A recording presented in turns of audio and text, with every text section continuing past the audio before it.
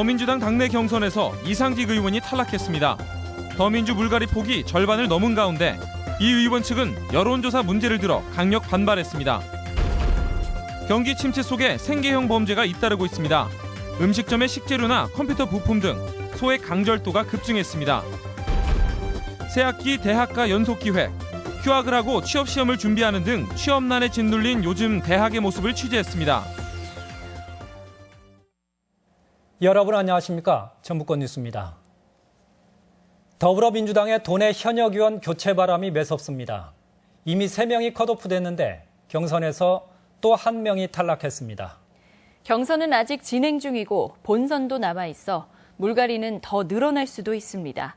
이창익 기자가 보도합니다.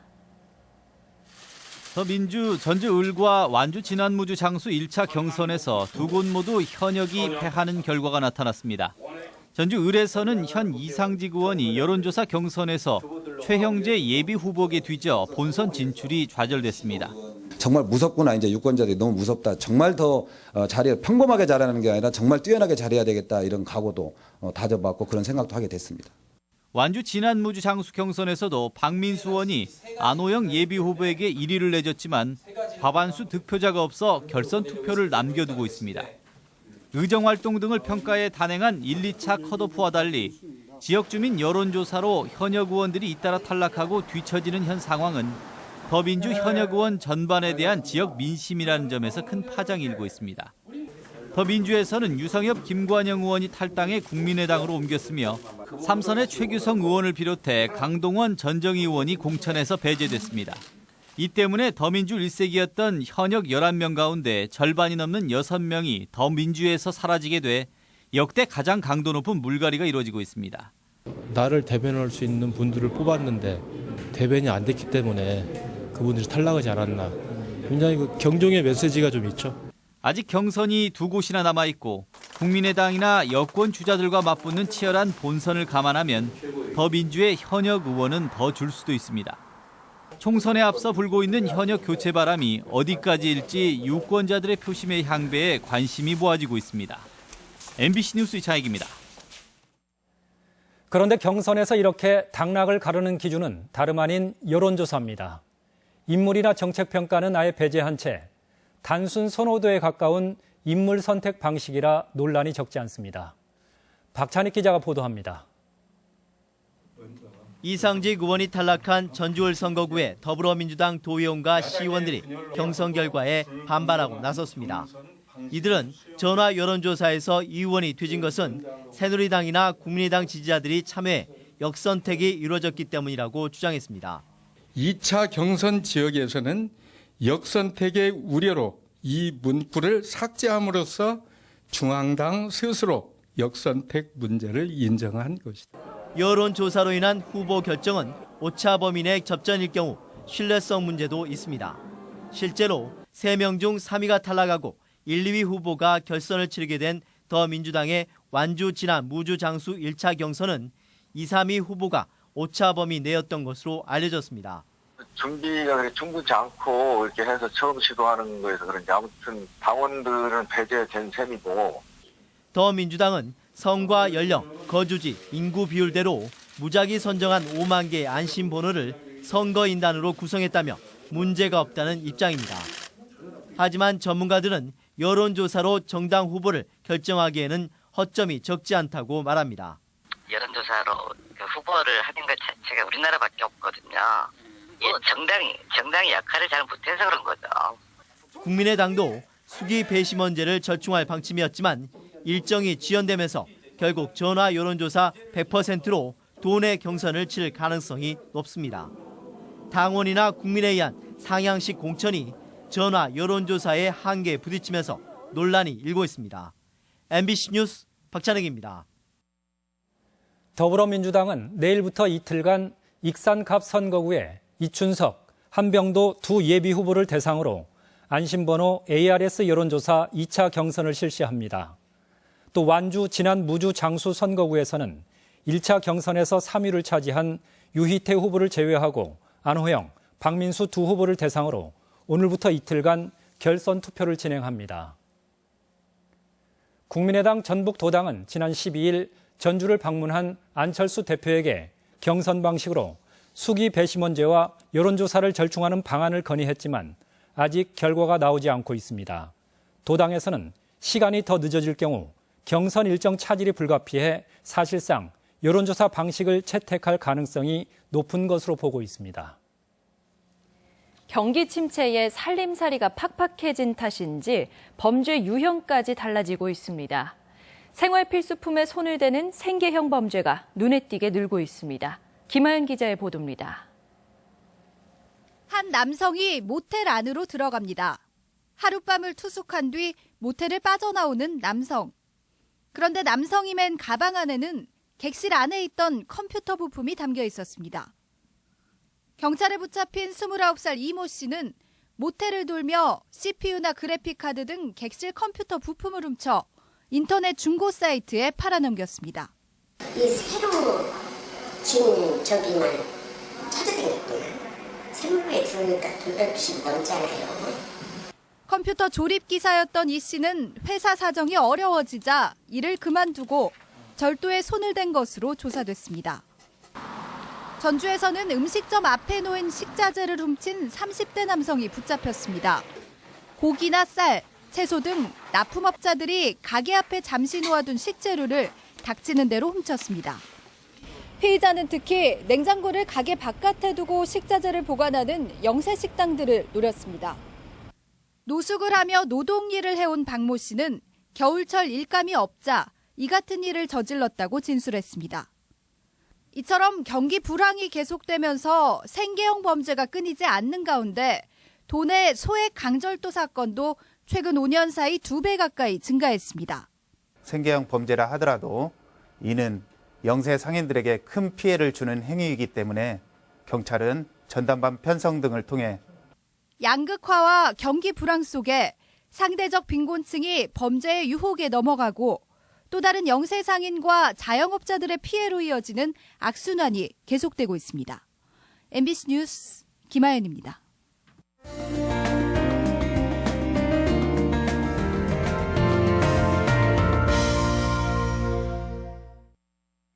대학생들이 취업에 짓눌리다 보니 대학은 마치 학원가를 방북해야 합니다. 일자리마저 수도권에 집중돼 대학생들이 떠나고 지역 경제는 침체하는 악순환으로 이어지고 있습니다. 대학기획 이경희 기자입니다. 도내 한 대학 영문과를 휴학 중인 27살 박모 씨. 대학을 졸업해도 취업이 어려울 거란 생각에 1학년을 마치고 군대를 다녀온 뒤 휴학을 했습니다.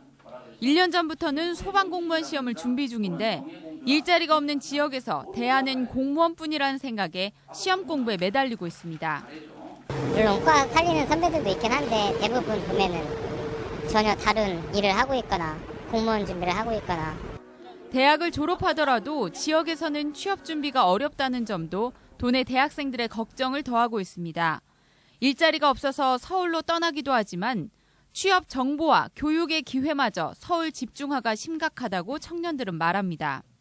서울에는 뭐 수백 개, 수천 개 학원이 있다고 하는데 지방에는 사실 몇 개 없거든요. 그래서 그 안에서 준비하는 것도 힘들고 취업 설명회나 이런 것도 서울에 비해서 횟수가 굉장히 많이 적어요. 사정이 이렇다 보니 대학 내 문화도 바뀌고 있습니다. 사회적 문제 제기나 예술, 취미 관련 동아리가 활발했던 8, 90년대와 달리 요즘은 취업 정보 공유와 스펙 관리를 함께하는 취업 동아리가 성황입니다. 취업 같은 경우는 요즘에 되게 스펙이 다들 되게 좋잖아요. 근데 이제 인적 네트워크나 정보력이 되게 저는 중요하다는 생각해요. 그래서 그런 부분 때문에 이제 동아리에 들어오게 된 것도 있고. 학생 때부터 창업을 준비하자는 움직임도 더 이상 낯선 문화가 아닙니다. 일할 수 있는 기업이 적고 지역 인재 채용에 무관심한 현실에서 선택지는 많지 않기 때문입니다. 창업을 하게 되면서 일단은 내 인생을 내가 이끌어 나가고 성취감과 만족감이 훨씬 더. 청년 취업자 절반 이상이 수도권에서 일자리를 구하는 현실. 지역에 일자리가 없으니 청년이 떠나고 청년이 없는 지역 경제는 침체되는 악순환 속에서 지역 대학생들은 더욱더 어려움을 겪고 있습니다. MBC 뉴스 이경입니다. 전주 항공대 이전 예정지인 전주시 도도동 마을 비상대책위는 현재 거주 세대에게 특별 생계비와 에코시티 부진의 택지 제공 등을 포함한 4개 사항을 전주시에 요구했습니다. 전주시는 이에 대해 집단 이주민에게 항공대 부지에 조성하는 택지를 제공하는 방안 등을 놓고 협의를 계속하겠다고 밝혔습니다. 고군산 지역 4개 섬을 연결하는 도로가 오는 6월에 부분 개통합니다. 착공 7년 만인데 주민 편익은 물론 서해안 관광 명소화에 기대를 높이고 있습니다. 임홍진 기자가 보도합니다. 고군산군도 연결도로는 신시도와 문여도, 선유도, 장자도 사이를 6개의 교량으로 잇고 차량이 통행할 수 있게 합니다. 지난 2009년에 시작된 이 사업은 새만금 방조제에서 신시도까지 1구간, 신시도에서 문여도까지 2구간, 문여도에서 장자도까지 3구간으로 나눠졌으며 총 연장 8.8km입니다. 이 구간은 교량 3개의 건설이 거의 마무리됐고 단등교의 경우 주변 경관과 어울리도록 국내 최장의 비대칭형으로 가설됐습니다.